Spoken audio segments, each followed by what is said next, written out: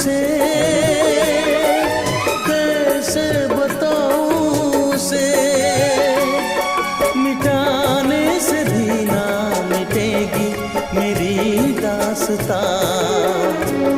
एक ऐसी लड़की थी जिसे मैं प्यार करता था, एक ऐसी लड़की थी जिसे मैं प्यार करता था।